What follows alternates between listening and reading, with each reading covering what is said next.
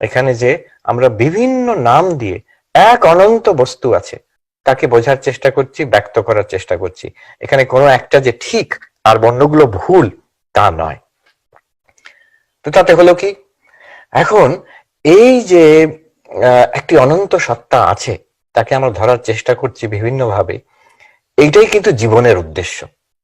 এটা ঠাকুরের একটা বিশাল বিশাল বড় অবদান। প্রাচীন হিন্দু ধর্মে তো আছেই তো যে মোক্ষ হচ্ছে পরম পুরুষার্থ, মুক্তি লাভ করা পরম পুরুষার্থ। ঠাকুর আরো সরলভাবে বলছেন ভগবান লাভ করা জীবনের উদ্দেশ্য। এটা আমরা যারা ঠাকুরের ভাবধারায় আছি, সাধু সন্ন্যাসী ভক্তরা, এটা আমরা জানি, এটা আমাদের কাছে একদম সে প্রচলিত সাধারণ কথার মতন। জীবনের উদ্দেশ্য ভগবান লাভ করা।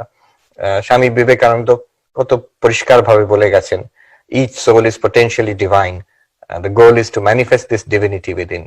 তো এটা জীবনের উদ্দেশ্য ভগবান লাভ করে, এটা আমরা জানি। কিন্তু এইটাই হচ্ছে আবার ধর্মের উদ্দেশ্য।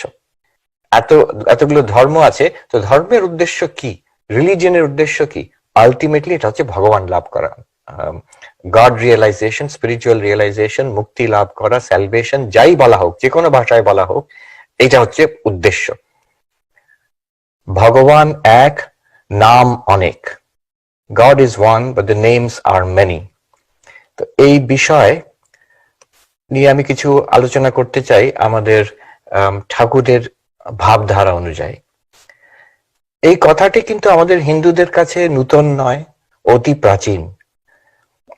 ঋগ্বেদের কথা, একম সদ বিপ্রা বহুধা বদন্তি, সত্য এক, আলটিমেট রিয়ালিটি ইজ ওয়ান। কিন্তু যারা মনীষীগণ তারা এটাকে বিভিন্ন ভাবে ব্যক্ত করেছেন।